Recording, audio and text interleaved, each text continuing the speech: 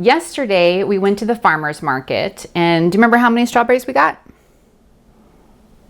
Okay, we're gonna start over.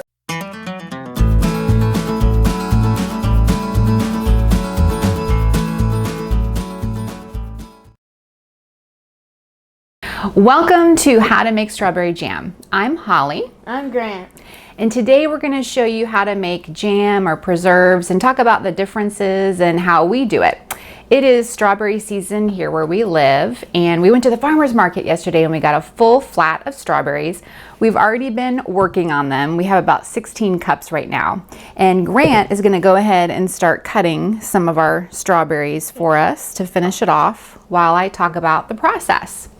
We've washed our jars, and these 16 cups are going to make about 15 or 16 jars of strawberries. But we have several different sizes that we're going to use today because we love to give them as gifts throughout the year, especially at the holidays. So as Grant cuts the strawberries, he's just cutting them up, and we're going to cook them down so they don't have to be in any certain way that you cut them. And generally, my grandmother, how they would can was they would use Sure gel or some type of a pectin to make the jam gel. We're going to use what's called Pomona's pectin because it allows you to use less sugar, maybe honey or a juice instead of all the sugar. Generally, in those recipes, it's 1 cup of sugar per 1 cup of berries. And to me, that's a lot of sugar, especially when the boys like to eat up a lot of jam. Do you eat a lot of jam? Mm-hmm. So this allows us to use a lower sugar in our jam. So usually I kind of cut that in half. It still gives us a nice sweet preserve, but it's not so much sugar. The difference is Pomona's pectin uses calcium as a binder instead of the sugar. So it allows you to use less. So as Grant cuts those up, we are going to put them in our pan and cook them down. Grant's going to take our container of strawberries and he's going to put them in a stock pot. And we're going to turn the oven on and get those to cooking. And then I'll show you how we're going to add part of our Pomona's pectin. I'm going to squeeze the juice of these 2 lemons to put in our strawberries. The lemon juice helps keep the color of the strawberries.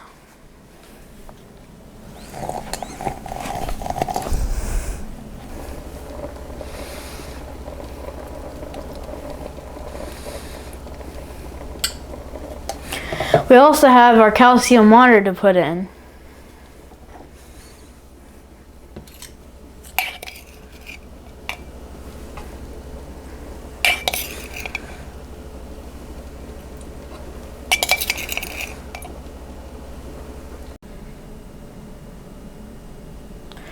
We have 16 cups of strawberries, and we're going to add 8 cups of sugar.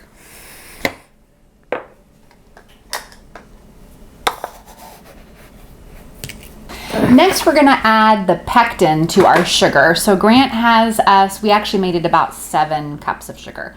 So Grant is going to go ahead and add our pectin into our sugar. So the Pomona's pectin that we're using is a 2-step process. You saw Grant earlier adding the calcium water to the strawberries, the liquid, and now we're adding the powdered pectin to the sugar mixture. And it's really important that you mix the sugar and the pectin together before you add it to the strawberries, because I've made that mistake before and ended up with kind of a yucky mess. So he's going to go ahead and add that. We're going to stir the sugar, and when the strawberries are boiling, we'll go ahead and add our sugar and finish up our strawberry preserves.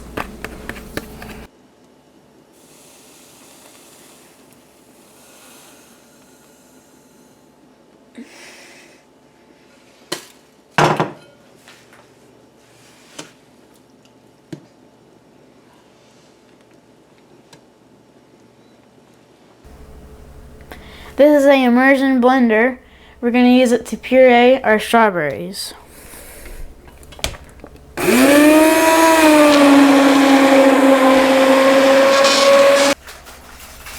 We used an immersion blender in our strawberries because we wanted to puree it and have a really nice smooth texture in our preserves.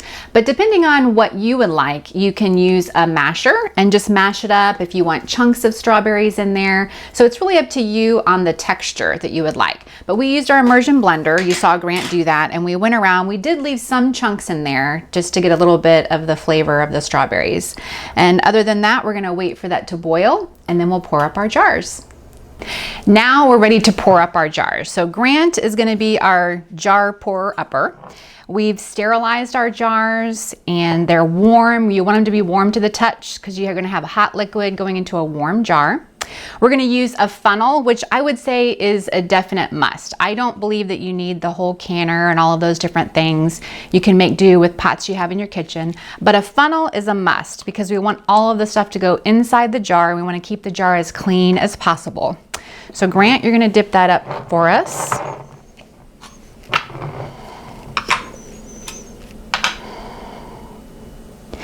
And you can fill your jar to about a 1/4 inch head space.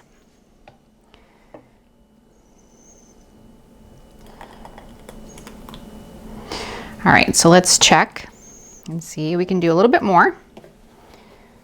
Let's do a little bit more on our jar. So for our camera, if you want to come in, so you can see, we're going to leave just about a 1/4 inch head space there. Okay. Now, what's super important before you put your lid on is you want to take a little piece of paper towel and go around and clean the rim.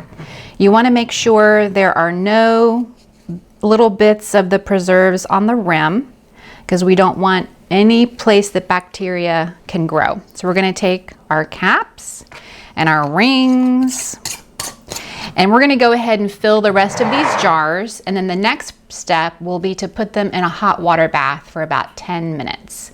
So Curtis, if you want to come in and show them what our jam looks like as we're filling our jars. And Grant, we're going to have you do another one here. You want to go ahead and fill that up? Mm-hmm. We're using just a regular soup ladle, which about 2 scoops of the soup ladle is pretty good for these pint jars. Okay, let's check. Pretty good. Okay, so that's about what we have. I'm going to clean the rim again.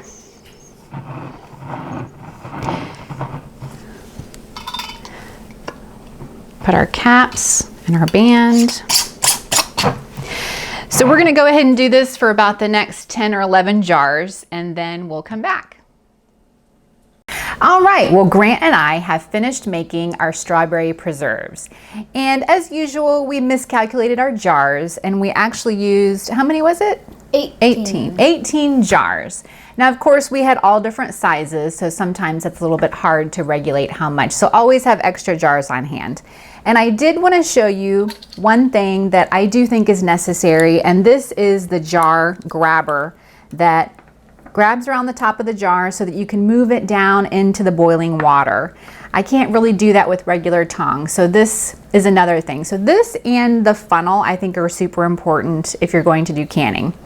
Now, I love all the different sizes that we have, and it turned out so nice. I wanted to show you the consistency, and it's a nice jelly consistency.